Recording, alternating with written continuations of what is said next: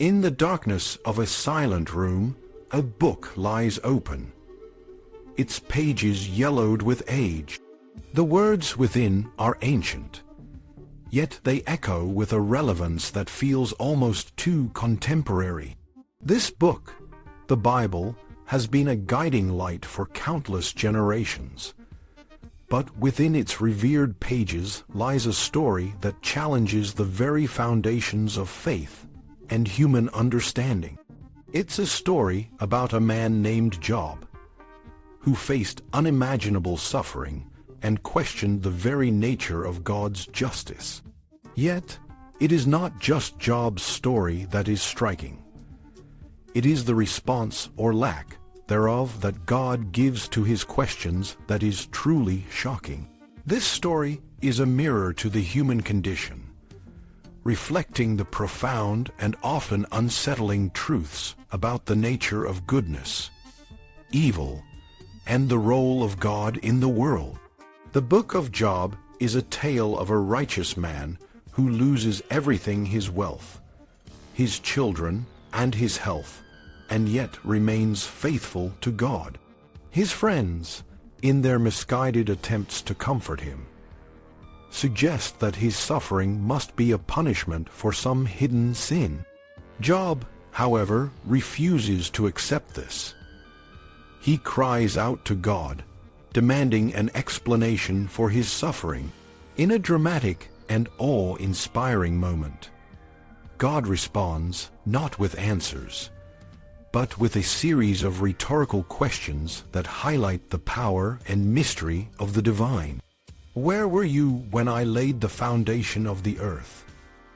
Job chapter 38, verses 4. God asks, challenging Job's right to question the Creator. This response is both a reassurance of God's omnipotence and a rebuke to human hubris. It is a reminder that the ways of God are beyond human comprehension. Yet, the story of Job is not the only one that questions the nature of divine justice. The book of Ecclesiastes, often considered the most secular of the biblical texts, offers a different perspective.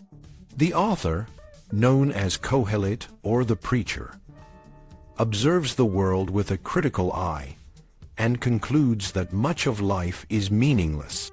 He notes that good people often suffer and the wicked often prosper, suggesting that there is no clear correlation between virtue and reward.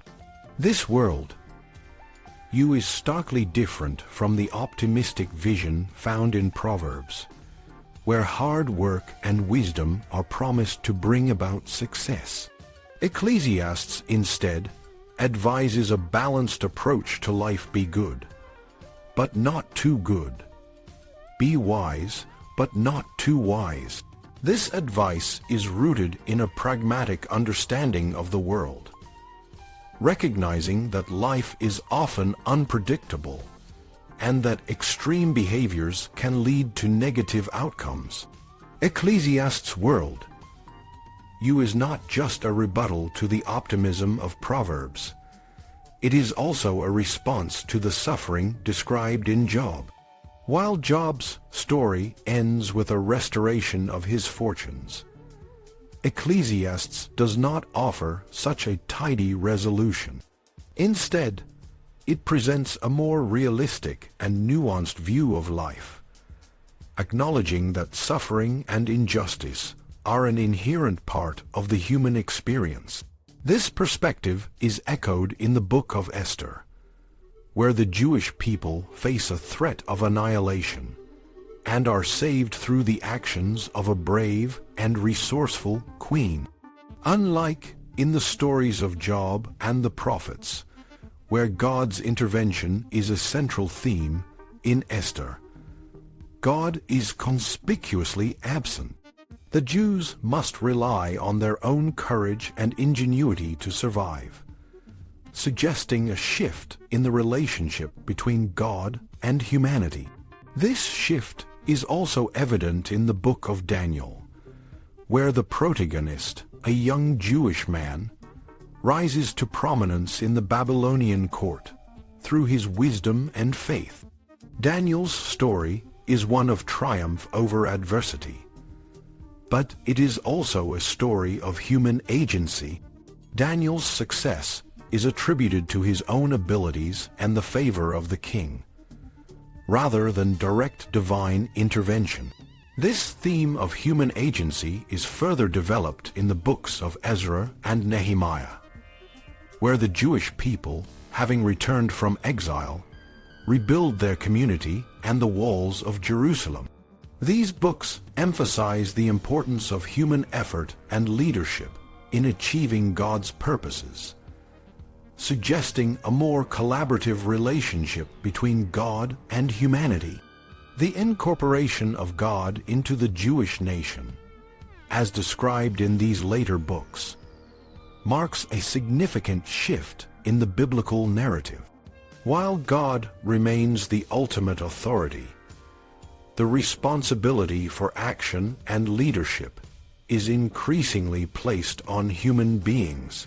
This shift reflects a more mature and nuanced understanding of the relationship between the divine and the human, recognizing that while God's power is unlimited, human agency is essential in bringing about change and achieving God's will. It is a recognition that the divine and the human are not separate, but interconnected, and that the best outcomes often result from a partnership between the two. In the end, the stories of Job, Ecclesiastes, Esther, and Daniel offer a complex and multifaceted view of the human condition and the role of God in the world. They challenge us to question our assumptions about justice, suffering, and the nature of faith, and to recognize that life is often more complex and unpredictable than we might like to believe. These stories remind us that while we may not always understand the ways of God, we can still find meaning and purpose in our lives through our actions and our relationships with others. In the silence of that room, the book closes, its pages whispering the timeless truths it contains. The story of Job and the wisdom of Ecclesiastes continue to resonate, challenging and inspiring us to navigate the complexities of life with both faith and reason.